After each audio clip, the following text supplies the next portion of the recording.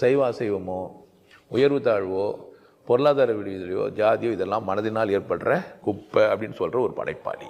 சமூகம் ஒத்துக்கிட்டோம் யார் ஒத்துக்கிறான்? சமூகத்தில் சிந்திக்கிறவன் தானே ஒத்துப்பான், சிந்திக்காதவன் ஒத்துக்க மாட்டான் தானே. அதனால் கடவுள் பற்றி எவ்வளவு அசிங்கமான புத்தகங்களோ பாடமோ படிப்பினையோ கார்ட்டூன் படமோ தெய்வ வழிபாடுன்ற பேரில் பொம்மையோ பல்லு பெருசாகிற மாதிரியோ கம்மியாகிற மாதிரியோ கல்லோ மண்ணோ ஏதோ மணியோ முத்தோ என் சொல்லி வச்சுறான் வெங்கலமோ எதுலையோ நீங்கள் சாமியை செஞ்சு கும்பிட்டுன்னு கடவுள் அதுதான் சொல்லி ஏமாந்தா பொறுப்பு உங்களுது தவிர படைச்சி வந்து கிடையாது.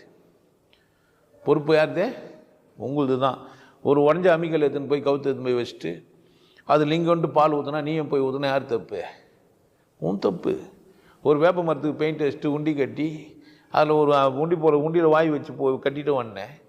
அதில் போய் 5 ரூபா 10 ரூபா போட்டது யார் தப்பு? உண்டி கட்டணுன்னு அவன் உண்டி கட்டணும் ஒருத்தன் போடுறவன் 100 பேர் இல்லை, யார் தப்பு? 100 பேர்னா தப்புன்னு கூடாதுன்னு நினச்சிக்கிறீங்களா?